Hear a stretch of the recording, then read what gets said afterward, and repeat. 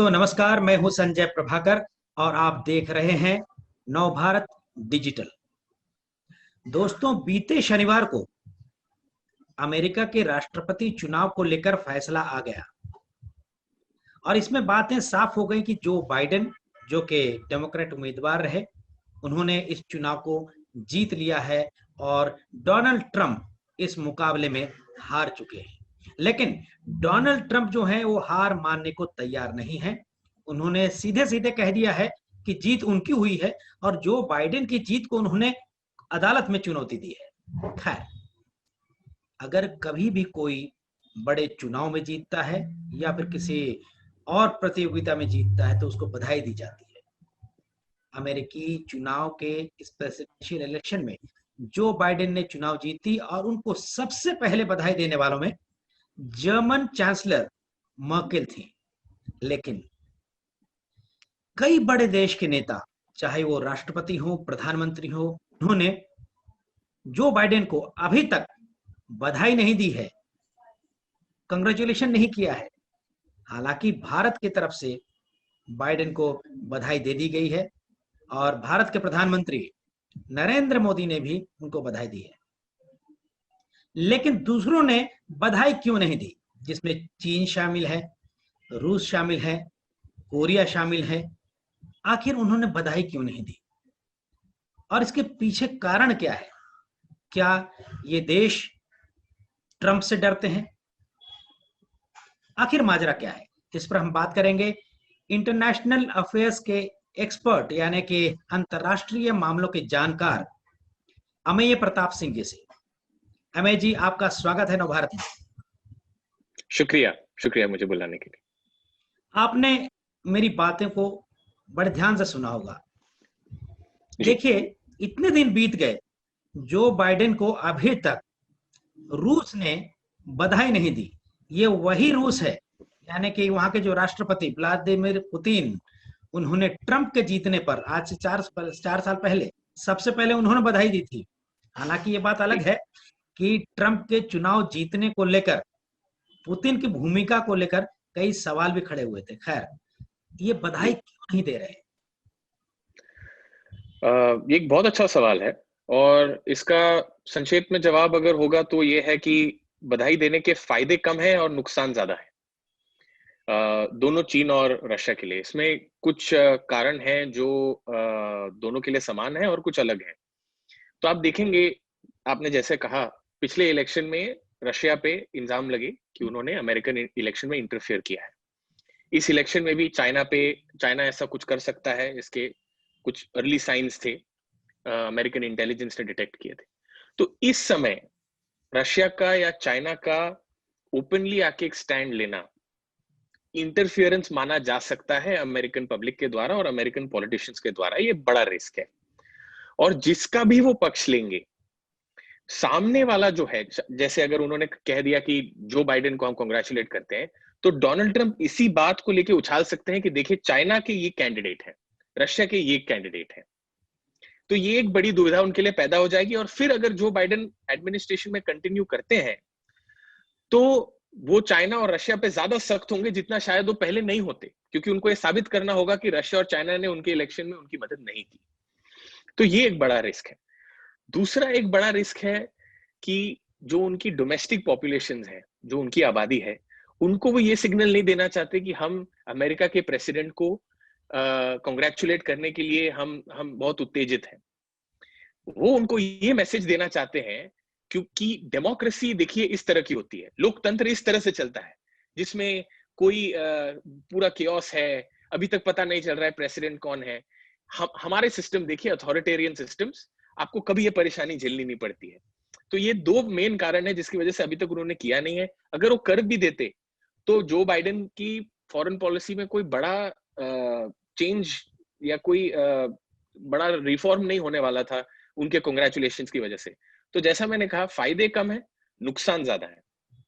ये देखिए, चीन के जो विदेश मंत्री हैं, मतलब माफ कीजिएगा, चीन के राष्ट्रपति भी जो है बाइडेन को बधाई देने से बच रहे हैं और चीन के विदेश मंत्रालय के प्रवक्ता जो हैं, उनका कहना है कि हम जानते हैं कि मिस्टर बाइडेन ने जीत की घोषणा कर दी है, लेकिन हम समझते हैं कि राष्ट्रपति चुनाव के नतीजे अमेरिका के कानून और वहां की प्रक्रियाओं के तहत निर्धारित किए जाएंगे।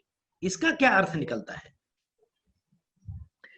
ये एक्चुअली काफी स्ट्रेंज है, पर सही बात है कि अमेरिका का जो सिस्टम है, इसमें अक्सर इलेक्टोरल प्रोसेस खत्म होने के पहले ही नतीजा निकल जाता है, क्योंकि एक कैंडिडेट को फाइनल काउंटिंग के पहले पता चल जाता है कि वो हार चुके हैं, और तब वो इस रेस को कंसीड कर देते हैं।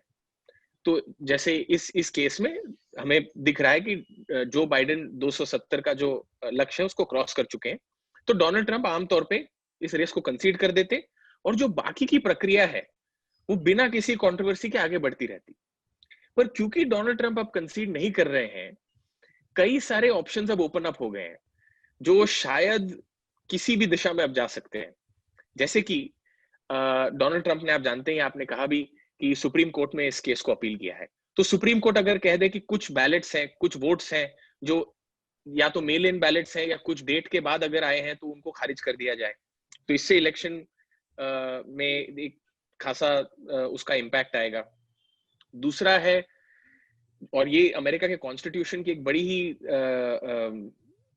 मतलब समझने के लिए मुश्किल सी चीज है, पर अगर कोई भी कारण से फ्रॉड डिटेक्ट होता है, तो जो स्टेट्स हैं अमेरिका के, ये अपने एंड पे डिक्लेयर कर सकते हैं कि इलेक्शन फ्रॉड के कारण इलेक्टोरल कॉलेज में जो हमारे डेलीगेट्स जाने चाहिए थे वो नहीं जाएंगे, हम फ्रेश स्लेट एक डिसाइड करेंगे जो वो डेलीगेट्स जाएंगे, और इससे एक नई कंट्रोवर्सी पैदा होगी। तो जो लोगों ने, जिन लोगों के लिए वोट किया है इलेक्टोरल कॉलेज में जाके जो बाइडेन ने डोनाल्ड ट्रंप के लिए वोट देने के लिए, स्टेट्स उसको ओवररूल कर सकते हैं, और ये कंट्रोवर्सी इवेंचुअली जाके हाउस ऑफ रिप्रेजेंटेटिव्स, जो अमेरिका का आप कह सकते हैं लोकसभा है, उसमें चली जाएगी और वहां डिसाइड होगी।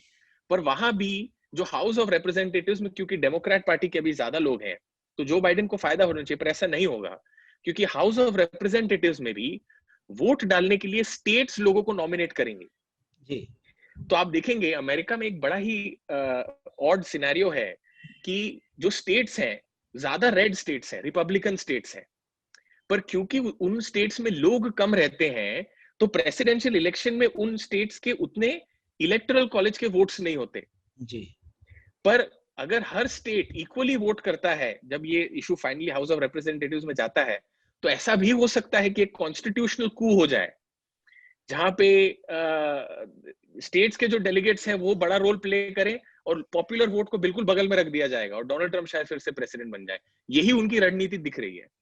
तो क्या ऐसी संभावनाएं आपको नजर आती हैं? क्या शायद इन्हीं संभावनाओं को देखते हुए डोनाल्ड ट्रंप ने जो है अदालत में इस मामले को लेकर चुनौती दे दी है, और इसी मामले को लेकर देखिए, चाहे तुर्की की बात हो या फिर चीन भी उसी के इंतजार में है, और साथ में ब्राजील भी जो है वो आधिकारिक घोषणा का इंतजार कर रहा है और कह रहा है कि अदालत का फैसला आ जाए, क्योंकि मामला अदालत में है। तो क्या ऐसी संभावनाएं हैं, आपको लगता है? संभावना तो है, हम नहीं कह सकते कि बिल्कुल नहीं है। इसका कारण ये है कि अमेरिका की सुप्रीम कोर्ट में 3 जज ऐसे हैं जिनको डोनाल्ड ट्रंप ने नॉमिनेट किया है। ये भी एक बड़ी अजीब चीज है, हमारे जैसे भारत में सुप्रीम कोर्ट के जजेस को पॉलिटिशियंस नॉमिनेट नहीं करते हैं जी। और उनकी कोई पार्टी की एलिजेंस नहीं होती है, जबकि अमेरिका में जजेस की भी एलिजेंस होती है, रिपब्लिकन जजेस होते हैं और डेमोक्रेट जजेस होते हैं। तो ये एक बड़ा ऑड सिचुएशन फिर से है। तो 3 जजेस जो हैं, जो कि काफी रिमार्केबल है, ऐसा शायद पहले कभी नहीं हुआ है, 3 जजेस को डोनाल्ड ट्रंप ने नॉमिनेट किया है सुप्रीम कोर्ट में, और रिपब्लिकन पार्टी का 6-3 एडवांटेज है सुप्रीम कोर्ट में। तो ऐसा हो सकता है कि उन जजेस पे एक दबाव बने कि वो डोनाल्ड ट्रंप के फेवर में, हित में एक डिसीजन लें। पर पूरी चीज जो आके सुप्रीम कोर्ट के डिसीजन पे निर्भर करती है, क्योंकि अगर सुप्रीम कोर्ट ये मान लेता है कि इलेक्शन फ्रॉड हुआ है, तब जो जैसा मैंने कहा, उन स्टेट्स के पास एक ग्राउंड क्रिएट हो जाएगा कि वो उस तरह की कंट्रोवर्सी रेज कर पाए। जब तक सुप्रीम कोर्ट ये नहीं कहता है, कोई भी स्टेट या कोई भी पॉलिटिकल पार्टी अगर इस तरह का इलेक्शन खारिज करने की कोशिश करती है, तो पॉपुलरली उन पे, उनकी रेप्यूटेशन पे काफी नुकसान हो सकता है। तो सुप्रीम कोर्ट में ये मामला तय होगा। देखिए, अभी 1-2 दिन पहले ही डोनाल्ड ट्रंप, जो कि अभी भी राष्ट्रपति पद पर बने हुए हैं, और आने वाले साल में, तो नए साल में उनको अगर वो ये चुनौती हार जाते हैं, तो जो बाइडेन राष्ट्रपति बनेंगे। तो उन्होंने अपने रक्षा मंत्री बदल दिए। ये जी। जाते जाते ये क्या समझ में नहीं आया। ये आप समझ सकते हैं कि कुछ कुछ लोग उनकी एडमिनिस्ट्रेशन में, एक तो आम तौर पे उनकी एडमिनिस्ट्रेशन में जितने लोग आए और गए, ये अमेरिकन पॉलिटिक्स में अपने आप में एक बहुत यूनिक घटना है। उनके जितने नेशनल सिक्योरिटी एडवाइजर्स बदले गए हैं, सेक्रेटरी ऑफ डिफेंस अब बदले गए हैं, जैसा आपने कहा सेक्रेटरी ऑफ स्टेट बदले गए हैं। तो डोनाल्ड ट्रंप की एडमिनिस्ट्रेशन में लोगों का टिकना एक टिप्पणी करने वाली चीज है, लोगों का रहना जी, टिप्पणी करने वाली चीज है, उनका जाना टिप्पणी करने वाली। पर आपने जो सवाल उठाया कि ये स्पेसिफिक सेक्रेटरी ऑफ डिफेंस को क्यों उन्होंने हटाया है, तो ऐसा लग रहा था पिछले कुछ महीनों से कि उनके बीच में कोई एक बात है, कोई फॉरेन पॉलिसी का इशू हो सकता है, कोई डिफेंस को लेके इशू हो सकता है, जिसमें वो शायद डोनाल्ड ट्रंप की सहमति ना कर रहे हो जिस जिस तरह से उन्हें चाहिए। और जी। अमेरिकन प्रेसिडेंट के पास एग्जीक्यूटिव पावर्स होते हैं कि वो इन लोगों को हटा सकते हैं। जल्द ही जो सेक्रेटरी ऑफ डिफेंस हटाए गए हैं, उनकी किताब आप देखेंगे। तो मतलब उस किताब में कुछ ट्रंप के खिलाफ कुछ बड़ा बवाल सामने आएगा। बिल्कुल, बिल्कुल। और ये प्रेसिडेंट रहा है। जो भी उनके पुराने नेशनल सिक्योरिटी एडवाइजर्स भी गए हैं, जॉन बोल्टन जैसा आप जानते हैं, उन्होंने भी किताब लिख दी है। तो देर सवेर अब कुछ महीनों में आपको किताब नजर जरूर आएगी। अच्छा, एक संभावना ये भी व्यक्त की जा रही है, आशंकाएं हैं कि डोनाल्ड ट्रंप, जो कि अब हो सकता है कि बहुत जल्द वो सत्ता से हट जाएंगे और जो बाइडेन राष्ट्रपति बनेंगे, वो जाते जाते ट्रंप जो है कहीं कुछ ऐसा फैसला ना ले लें, चाहे चीन से जुड़ा हुआ हो, चाहे इसराइल से जुड़ा हुआ हो, चाहे फ्रांस से जुड़ा हुआ हो, मतलब अंतर्राष्ट्रीय स्तर पर कुछ ऐसे फैसले ना ले लें जो कि जो बाइडेन के लिए गले की घंटी बन जाए। ये खतरा तो मंडरा ही रहा है। कुछ 2 महीने या कुछ उससे थोड़ा कम समय तक डोनाल्ड ट्रंप प्रेसिडेंट बने रहेंगे, तो चाहे न्यूक्लियर वेपन्स पे उनका जो कंट्रोल है वो बना रहेगा। जैसा आपने कहा, जो बाकी देश है उनको लेके जो पॉलिसीज है उनमें उनका नियंत्रण बना रहेगा। पर अगर कोई बहुत बड़ा डिसीजन लेने की वो कोशिश करते हैं, तो इसमें अमेरिकन पार्लियामेंट का, जैसा मैंने कहा, हाउस ऑफ रिप्रेजेंटेटिव्स जहां पे डेमोक्रेट ज्यादा है, उनका ऑपोजिशन हमें देखने मिलेगा। अब कितना सक्सेसफुल होगा, कितना सफल होगा वो ऑपोजिशन, ये कहना मुश्किल है। पर कुछ ना कुछ प्रोटेस्ट उसके खिलाफ, अगर ऐसा कोई डिसीजन डोनाल्ड ट्रंप रहते हैं जो हाउस ऑफ रिप्रेजेंटेटिव्स को लगेगा कि उनके नेशनल इंटरेस्ट, उनके जो राष्ट्रीय उद्देश्य है उसके खिलाफ है, तो कुछ ना कुछ ऑपोजिशन आपको देखने जरूर मिलेगा। ये देखिए, जैसे ही रिजल्ट आया वैसे ही आप देखिए जर्मनी की तरफ से उनको बधाई दी गई। भारत ने भी देर नहीं की, मोदी सरकार की तरफ से उनको बधाई दी गई, प्रधानमंत्री नरेंद्र मोदी ने भी बधाई दी।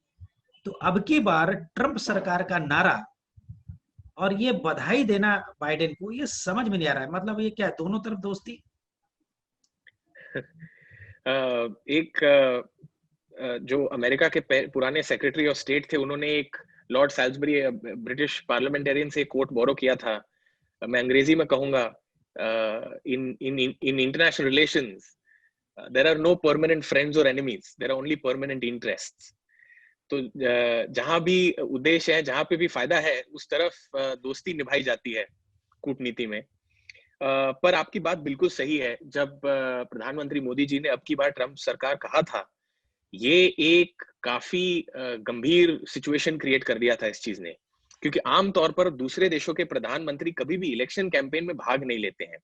और इस स्टेटमेंट के तुरंत बाद मिनिस्ट्री ऑफ एक्सटर्नल अफेयर्स, हमारी विदेश मंत्री ने अमेरिकन स्टेट डिपार्टमेंट को क्लैरिफाई किया था कि ये स्पर ऑफ द मोमेंट में, एंथुसियाज्म में प्रधानमंत्री जी ने कह दिया, पर अमेरिकन इलेक्शन पे और या पॉलिटिक्स पे भारत का कोई ऐसे स्टांस नहीं है। और जैसा आपने कहा, ये जो कांग्रेचुलेशंस प्रधानमंत्री जी के द्वारा गया है, ये कुछ डिग्री तक ये डैमेज कंट्रोल है। उस चीज का बचाव किया जा रहा है कि ये परसेप्शन जो बाइडेन का ना रहे कि भारत डोनाल्ड ट्रंप की सहमति कर रहा है।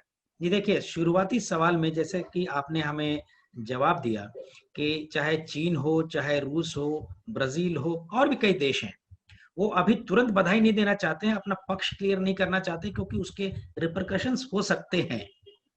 तो क्या भारत ने ये नहीं सोचा, तुरंत बधाई दे दी, इसका कुछ गलत असर नहीं पड़ेगा?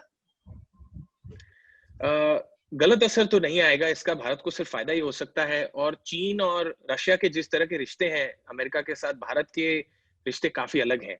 दोनों के बीच में आप कह सकते हैं काफी गहरी दोस्ती है और चीन और रशिया से दुश्मनी है। पर मेजर इसका जो फायदा होगा वो जो बाइडेन को लेके शायद ना हो, या जो बाइडेन को कन्विंस किया जा रहा हो उसका फायदा है। क्योंकि मोदी सरकार को जो सबसे बड़ा ऑपोजिशन अमेरिका में देखने शायद मिलेगा वो हाउस ऑफ रिप्रेजेंटेटिव से होगा। जी। आप याद करेंगे 370 आर्टिकल 370 जब हटाया गया जी। तब अमेरिका की हाउस फॉरेन अफेयर्स कमेटी की एक जो मेंबर है प्रमिला जयपाल, जी। उन्होंने इसके खिलाफ रेजोल्यूशन पास किया और हमारे जो विदेश मंत्री हैं जयशंकर जी, उनसे मिलने के लिए भी एक अपॉइंटमेंट सेट किया था जो जयशंकर जी ने कैंसिल कर दिया था। जी। और तब कमला हैरिस ने as member of the US senate इस प्रमिला जयपाल जी का सपोर्ट किया था। तो यूएस हाउस ऑफ रिप्रेजेंटेटिव्स में भारत को एक ऑपोजिशन देखने मिल सकती है और इसको हम अच्छी तरह से न्यूट्रलाइज कर पाए, इसको मैनेज कर पाए, इसके लिए बहुत जरूरी है कि प्रेसिडेंट की सहमति हमारे साथ बनी रहे। अगर हाउस ऑफ कांग्रेस उन पे डोमिनेंट हो जाएगा, उन पे भारी हो जाएगा, तो शायद भारत की समस्याएं बढ़ जाए। पर ये जो अर्ली कांग्रेचुलेशंस दिया गया है, शायद इससे जो बाइडेन को ये मैसेज गया है कि भारत उनकी तरफ है और वो भारत का सपोर्ट करते रहे। ये देखिए, कमला हैरिस जो कि चुन ली गई हैं उपराष्ट्रपति, और उनका एक तरीके से सीधा संबंध जो है भारत से भी है, भारत मूल की भी कही जा रही हैं। तो ऐसे में, और जो आप बता रहे हैं आर्टिकल 370 को लेकर जो कि निरस्त कर दिया गया, रद्द कर दिया गया और देश के हित में किया गया, तो इस बात को लेकर वो फिर से आवाजें उठा सकती हैं। तो भारत के लिए अब मुसीबत क्या पैदा हो सकता है? ये सारा चीज तो हो चुका है, अब भारत जैसा का आपने आंतरिक बिल्कुल मामला ठीक है। कहा जी, जैसा आपने बिल्कुल कहा, ये आंतरिक मामला है और ये जो आर्टिकल 370 हटाना था वो ऑलरेडी किया जा चुका है। पर आगे अगर ऐसी कोई चीज होती है जहां पे स्पेशली सीएए को लेके अभी काफी सवाल है कि वो इम्प्लीमेंट होगा, जी। कैसे होगा। अमेरिका की ये बहुत पुरानी आदत रही है कि वो दूसरे डेमोक्रेसीज को अक्सर बताते हैं कि उन्हें अपनी डेमोक्रेसीज कैसे, लोकतंत्र कैसे चलाना चाहिए। तो ये आदत क्या फिर से वापस आती हुई दिखेगी डोनाल्ड ट्रंप के बाद, ये अभी देखना बाकी है। जी। पर आपने जो कहा कि कमला हैरिस इंडियन ओरिजिन की भी है, उनकी फैमिली इंडियन ओरिजिन की थी, उनकी मदर, पर इसका फायदा भी हो सकता है और नुकसान भी हो सकता है। क्योंकि ऐसा प्रेशर बिल्ड हो सकता है कमला हैरिस पे ये प्रूव करने के लिए कि वो इंडिया के केस में बायस नहीं है, जी। जिसकी वजह से लेके शायद वो ज्यादा कठिन, ज्यादा कठोर होती हुई दिखाई दे। तो जी। ये अभी इस किस तरफ वो जाती हुई दिखेंगी, ये अब अभी कहना बहुत बहुत जल्दी होगा। लेकिन भारत का जो इस समय नेतृत्व है, अमेय जी, वो बहुत ही कठोर है। जी, तो मैं कहूंगा कि अगर अगर आप मुझसे पूछें कि मोदी सरकार की क्या इस पे राय होगी अगर अमेरिका ने या कमला हैरिस ने या हाउस ऑफ रिप्रेजेंटेटिव्स ने कोई भी भारत पर टिप्पणी करने की कोशिश की, तो जैसा आपने कहा, भारत उनको याद दिलाएगा कि ये उनका आंतरिक मामला है। और मैं तो ये भी कहूंगा कि शायद हमें एक कमेटी बनानी चाहिए, क्योंकि जिस तरह की लोकतंत्र आज अमेरिका है, शायद कई चीजें हैं जो भारत से वो सीख सकते हैं। तो शायद एक कमेटी हमें हमें भी बनानी चाहिए जिससे हम उनको एडवाइस दे सके, तो कम से कम आदान जी। प्रदान बना रहे। तो चलिए अमेय जी, एक फिर और नए सब्जेक्ट के साथ में हम आपसे मुलाकात करेंगे। लेकिन अगर चलते चलते अभी कहा जाए कि जिन्होंने भी इनको बधाई नहीं दी है, वो डर से नहीं दे रहे हैं या फिर सुरक्षित रहना चाहते हैं, वो बता दीजिए, फिर हम चलेंगे, फिर अगली बार मुलाकात करेंगे। चीन और रशिया पे, जैसा मैंने कहा, इसका कोई खास प्रभाव नहीं आएगा, पर ब्राजील पे इसका जरूर आप प्रभाव देखेंगे, क्योंकि ब्राजील एक पुराना अमेरिकन एलाय था, पर बोल्सोनारो ने क्योंकि ट्रम्प की तरफदारी कर दी और उनको ट्रम्प के सपोर्ट में आते हुए दिखे हैं, तो जब जैसे ही जो बाइडेन प्रेसिडेंट बनेंगे, इसका आपको अमेरिका और ब्राजील के रिश्तों पे असर जरूर दिखेगा। चलिए, बहुत बहुत शुक्रिया, धन्यवाद आपका। एक नए सब्जेक्ट के शुक्रिया, साथ फिर से हम आपसे मुलाकात करेंगे। नमस्कार जरूर, शुक्रिया बुलाने के लिए। नमस्कार दोस्तों। अमेय प्रताप सिंह जो कि बड़े ही यंग हैं, लेकिन इनकी पकड़ और एक्सपर्टीज जो है अंतरराष्ट्रीय मामलों को लेकर बहुत जबरदस्त है, जिस तरीके से आपने देखा।